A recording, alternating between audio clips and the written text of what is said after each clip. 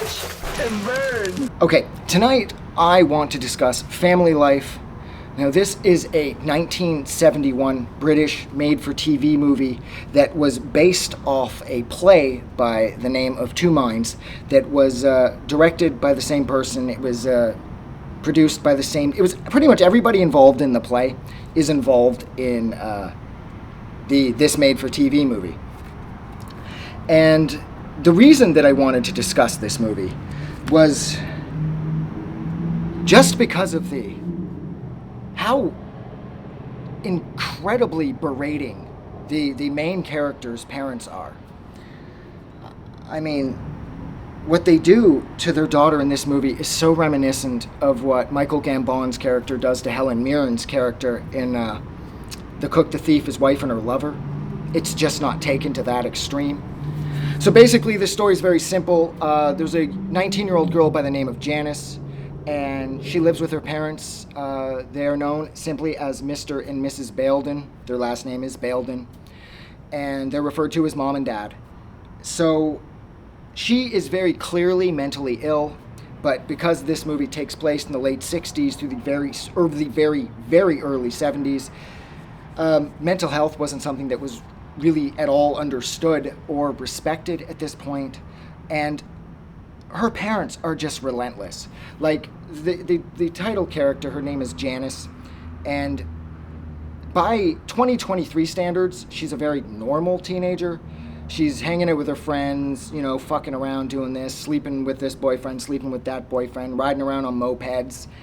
But by 1971 standards, and considering how old-fashioned her parents are, she's nothing but an endless embarrassment.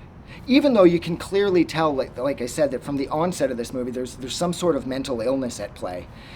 It doesn't seem to matter to her parents because they just fucking pick and pick and pick. And I mean, I don't understand how a kid like Janice is supposed to make it through in that sort of a household. So inevitably, she ends up institutionalized, and initially the part of the institution that she's in, so he's more focused on things like talk therapy.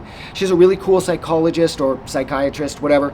He's talking to her, and he's letting her hang out with a group of other troubled kids in this wing of the hospital where they all just sort of get to sort of be around people who have shared experiences.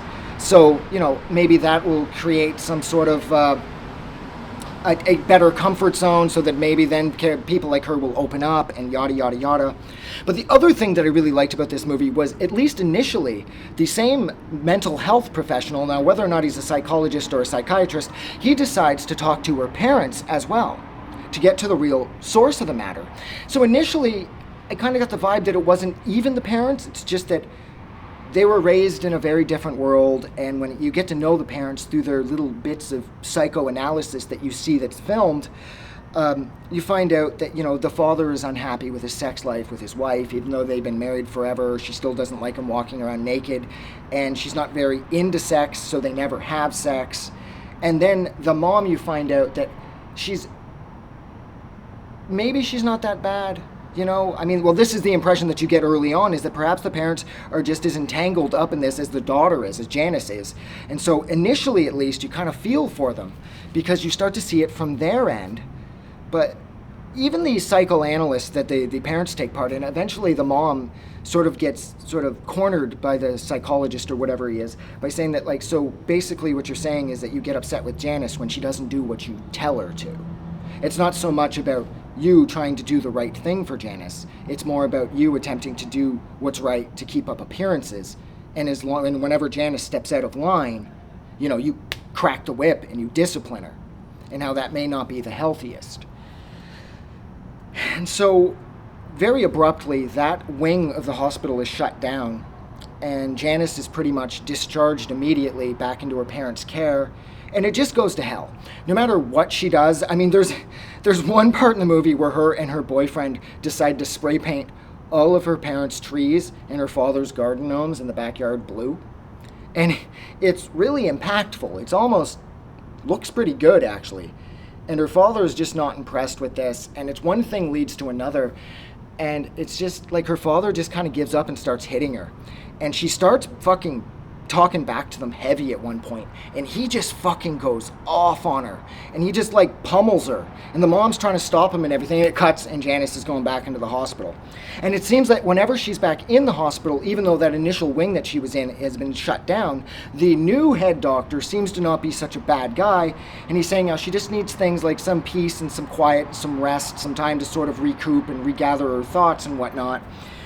And so she seems to be getting better in the hospital. And then when her parents come to visit her, they just start fucking picking at her again, saying how stupid she is and how embarrassing it is for them. And they're brutal about it.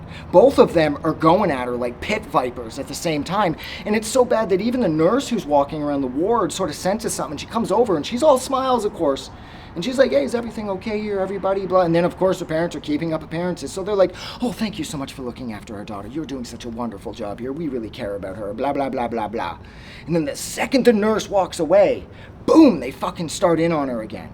You're an idiot this, you're an idiot that. Think about what this is doing to us. What about us? What about what the neighbors think? What blah, blah, blah, blah. All this typical shit that asshole parents like this always say.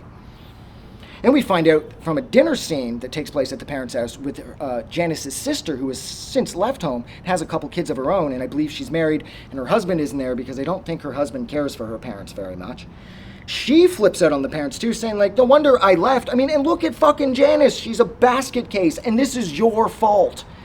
And then the dad just goes off, and he's like, you have no idea what this is like for us. It costs money to raise a kid. And I mean, I understand where he's coming from. It's difficult being a parent, but these parents are shit. It's more about them looking good to their neighbors than it is raising their daughter with mentally ill with care and compassion. So the sister begs Janice to come and stay with her, but she doesn't. And then, I mean, the parents are just relentless, okay? And I like how at first the movie's kind of misleading, like I said earlier. How you think maybe it's not the parents, maybe it's society or whatever. No, it's the parents. And the end of this movie is brutal. So, as it turns out, Janice is just being used as sort of a teaching aid. Because the head doctor, the guy you think is not so bad, he starts talking about her in some class he's giving at some... I mean, at one hand, I think it's college, but then the students suddenly look very young, so I don't know if it's high school or not. Well, anyways, he's discussing Janice, and then he brings her out, and she's not talking at this point. And she just sits there playing with her hair, and he asks the class, do you have any questions about this Janice person that's sitting in front of you? And it's so cold, and it's so clinical. And it's like I said, she's clearly just being used as a teaching aid. And nobody is looking out for this girl anymore. And once the doctor/teacher asks, are there any questions? The movie just cuts abruptly, and it says the end. So, what I loved about this movie was it was a really disturbing and harrowing look at the lack of support for people suffering from mental illness back during this era, the late 60s and early 70s. And I also loved how it approached the idea of mental illness with a lot of care and concern, because I know initially the play was sort of picked on by psychologists and psychiatrists as saying that the character of Janice didn't really display the right symptoms for any kind of mental illness. All she did was kind of yell, so she just came off as sort of a petulant child. But in this, you could clearly tell that there's something wrong with her, and she's diagnosed with some aspect of schizophrenia. So I loved this movie. I loved how harrowing it was. I loved how grim and bleak this movie was. And I love that it's from the early 70s because I love the fashion, I love the hair, and I just love that era. So, oh Jesus, this was long. So I'm going to stop there. So thank you so much for hanging out with me for almost 10 minutes while I discussed this really little-known British made-for-TV movie from back in 1971 called Family Life. Like always, if you like this review, or you like this movie, or if you know this movie, don't forget to do something nice for somebody. But please, most importantly, don't forget that the world is actually a better place because you are in it. I'm going to go. Have a good night.